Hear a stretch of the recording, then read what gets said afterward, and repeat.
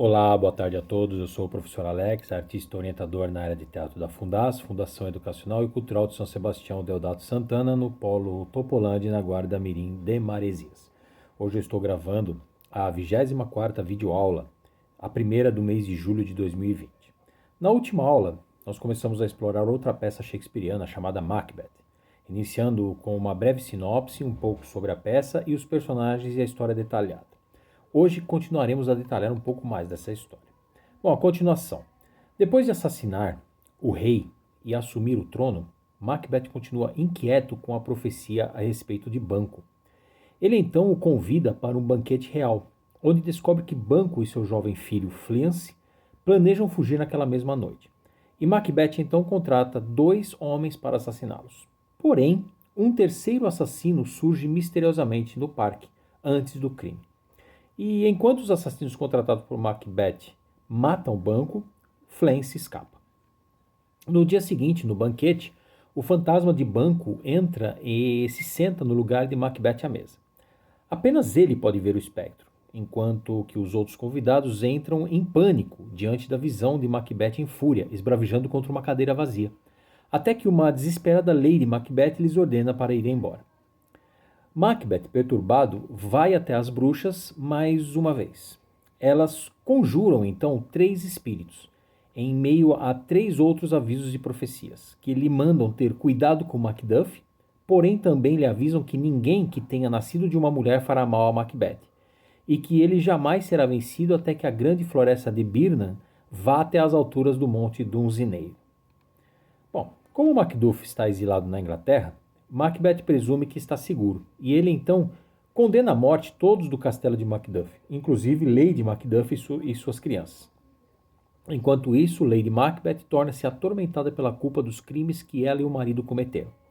Numa cena célebre, ela perambula pela casa à noite, sonâmbula, e tenta lavar manchas imaginárias de sangue de suas mãos, enquanto comenta as coisas terríveis que sabe.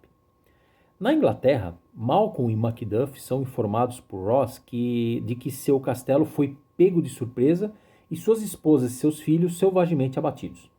Macbeth, agora visto como um tirano, vê a deserção de muitos de seus tênis. Tênis são homens que receberam terras do rei ou de um governante militar e que ocupam uma posição acima do povo comum. Malcolm lidera então um exército, juntamente com Macduff e o inglês Seward contra o castelo de Dunsinane.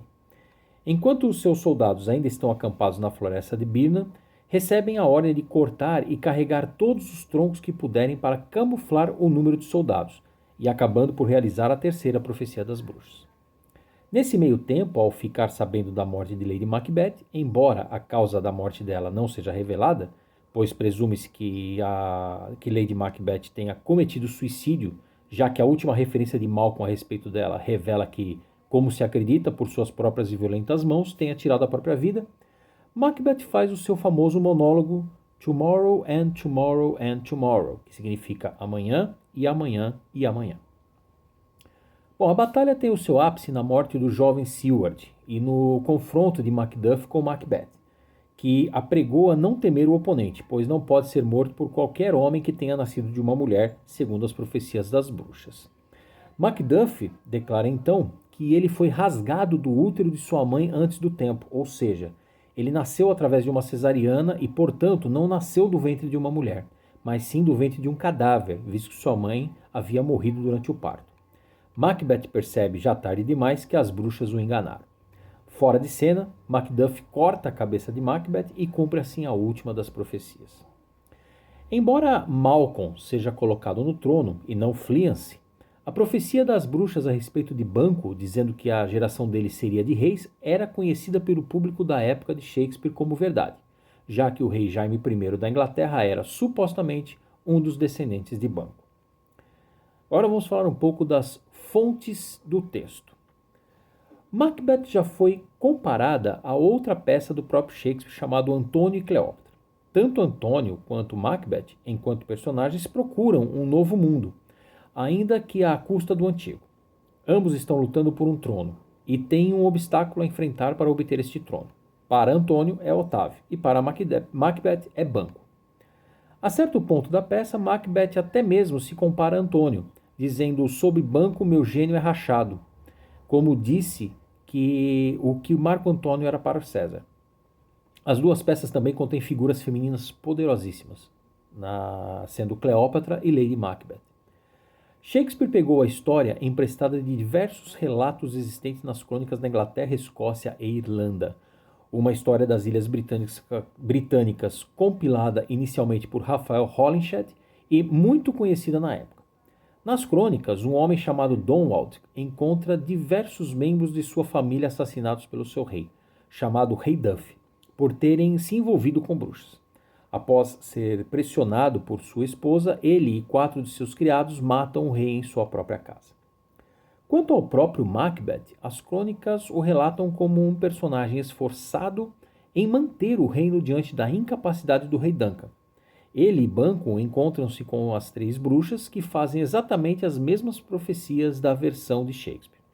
Os dois tramam então a morte de Duncan a pedido de Lady Macbeth. Macbeth reina então por 10 anos antes de finalmente ser deposto por Macduff e Malcolm. Os paralelos entre as duas versões são claros, mas alguns estudiosos, no entanto, acreditam que a obra Rerum Scoticarum Historia, que significa a história de Scoticarum, de George Buchanan, seja ainda mais similar à versão de Shakespeare. A obra estava disponível em latim na época de Shakespeare. Em nenhuma outra versão da história o rei é morto no próprio castelo de Macbeth. Acredita-se que esta mudança tenha sido uma adição intencional de Shakespeare para acrescentar a maldade de Macbeth a esta terrível violação de hospitalidade. Em outras versões da história comuns da época, Duncan é morto numa emboscada em Inverness e não num castelo. Shakespeare fundiu a história de Macbeth à história de Donwald e do rei Duff, alterando significativamente a trama, e fez outra mudança reveladora. Nas crônicas, Banquo é cúmplice do assassinato do rei Duncan por Macbeth. Ele também desempenha um papel importante ao assegurar que Macbeth, e não Malcolm, assuma o trono no golpe que se segue o crime. Na época de Shakespeare, Banquo era tido como um ancestral direto do rei Stuart, Jaime I.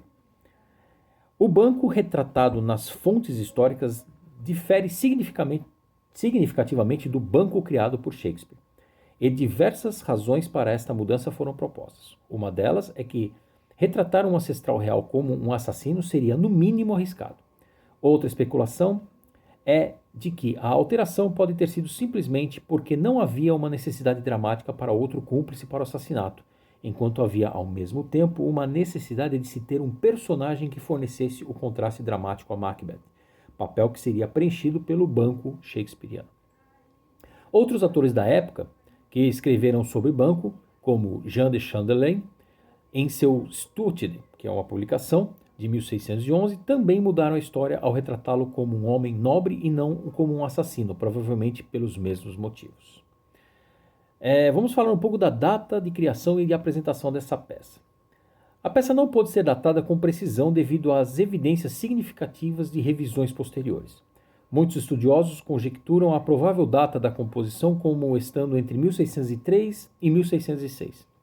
Como a peça parece ter tido a intenção de celebrar os ancestrais do rei Jaime I e a ascensão dos Stuart ao trono, ocorrida em 1603, que o próprio Jaime acreditava ser descendente direto de Banquo, é improvável que ela tenha sido composta antes deste ano. Sugeriu-se também que o desfile de 8 reis parecidos com Banquo, mostrados pelas bruxas a Macbeth numa visão no quarto ato da peça, seria uma homenagem a Jaime VI da Escócia. Já outros autores especularam uma data ainda mais específica, de 1605 e 1606, como base em possíveis alusões à chamada Conspiração da Pólvora e os julgamentos que se seguiram a ela. A fala do porteiro, ato 2, cena 3, versos 1 a 21, em especial, conteria alusões ao julgamento do jesuíta Henry Garnet, ocorrido na primavera de 1616. Equivocator, verso 8, poderia se referir à defesa de Garnet na equivocação, e Farmer, que significa fazendeiro, no verso 4, a um dos apelidos de Garnet.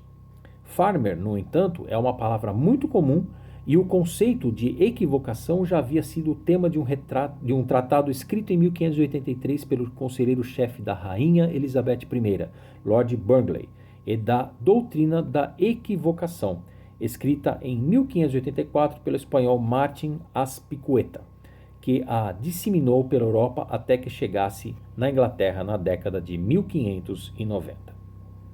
Bom, por hoje nós terminamos esta 24ª videoaula. Na próxima aula nós continuaremos falando sobre as datas de criação da peça e vamos detalhar sobre o histórico de encenações até o século XIX. Uma boa tarde a todos e até lá.